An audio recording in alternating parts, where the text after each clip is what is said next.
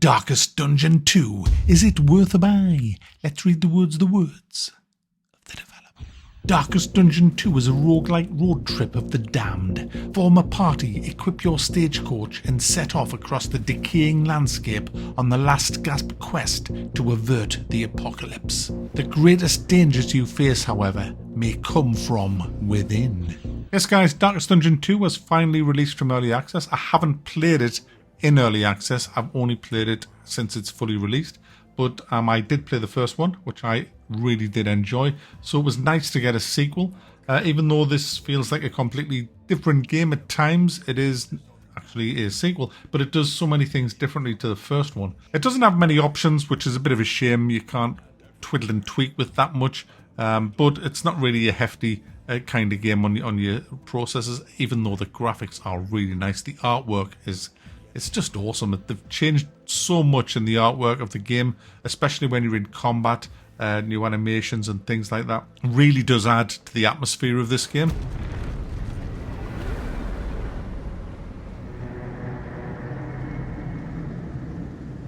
The gameplay side of things is, well, if you're not familiar with it, you have a stagecoach. It's like an armoured stagecoach. You get your team on board, 4 of them, and you head off on your journey.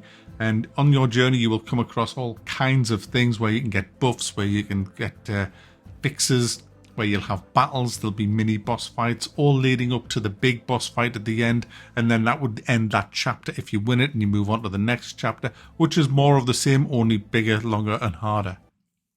Each run took me around about an hour and a half to do.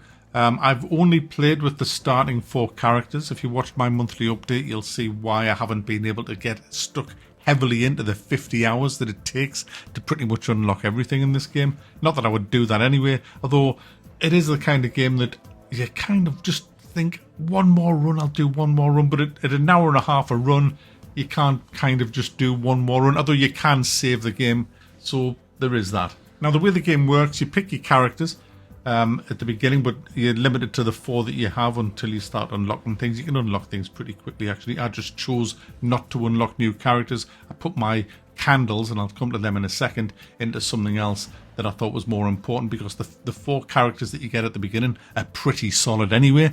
I took the first boss down with them without really much trouble.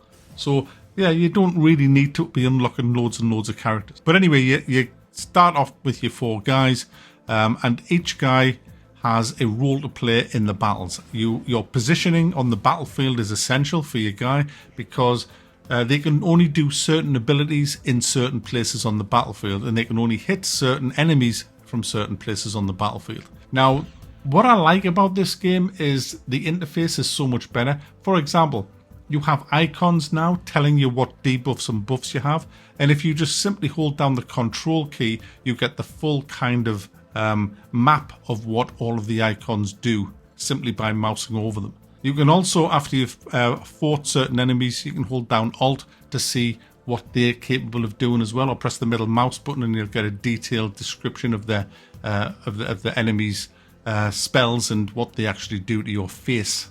The objective of each battle, it's a battle to the death. You can't quit, you can't run away this time, it's to the death. Once you go in, you either come out or you don't. It's as simple as that. So that adds a little bit of fruitiness to each encounter. It's turn-based. The turn order is always displayed up in the top right. You don't know what the turn order is going to be. And so it is frustrating when the guys that you have in your team that put debuffs on the enemy go last, when you really want them going first, so you can do a combo hit, which are always good at knocking down the enemy's health.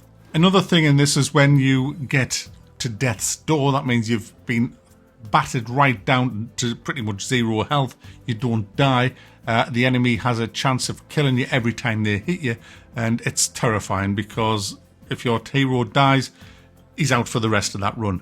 But it's not permadeath like it was in Darkest Dungeon. You can, when you start a new run, use that again. So there's changes. The fighting itself, I love the animations. I love the sound effects for it all. It's all just immersive, really, really good stuff. And some of the new abilities are really good as well. And on your journey, as you're going on your stagecoach, which you kind of drive a little bit, you stop at different buildings where you can pick up new trinkets, new weapons that you can equip people with. You can stop at hospitals where you can get rid of pretty much bad debuffs that's kind of stuck on your character. You build relationships up with other characters as well, which is a good thing and a bad thing, because sometimes if you get into a really bad relationship with one of your other team, that can affect you in ways like if you use a certain ability, they will be pissed off and they will get stressed.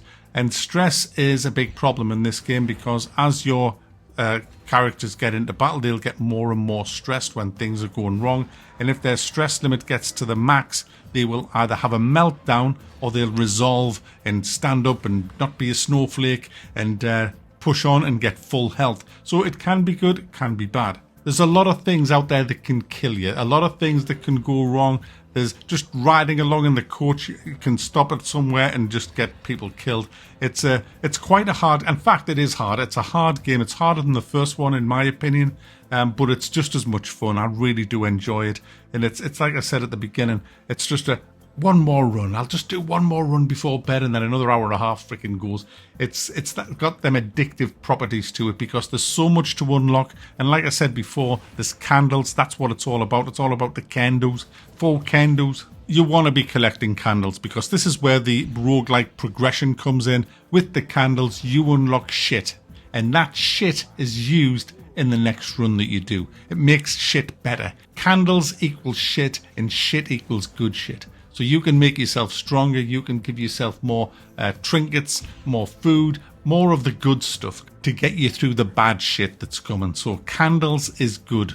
Candles is good. Where you put them could be bad, because you've got to be careful where you put them. I personally didn't want to use them unlocking characters at the beginning, and I certainly didn't want to buff my characters too much, because there was so much stuff for the stagecoach, for the journey side of things, that give me more inventory spaces. I felt that gave me the best chance of beating the boss, and I was correct, because on my very next run, I beat the boss, the first boss. He was a bit of a twat, actually. He was not an easy boss. He had me on the ropes a lot of the time, but I then did it. There's loads of other things in this game that will actually help you and hinder you. Loads of places to stop. There's stories for each character as well, which again, when you complete them, give you buffs. So there's a lot to get your teeth into. Tons and tons of content in this. It might be a bit too grindy for some, but for me, I loved it. I thought it was great. There's also a little bit of a learning curve, which I'm still learning. I made some, when I was just watching my footage back, I made some colossal errors with a lot of me characters, but I've learned a bit more now. It's just learning the game, learning which combos to do, which position best suits each character, and things like that. So it's one of them games where you'll just learn by your mistakes, and I've certainly made plenty of them. So there you go, guys. Darkest Dungeon 2. If you're into this kind of stuff, there's a lot of content here for you, and if you don't mind a little bit of a grind, it's great fun. At last, the battlefield has claimed its due.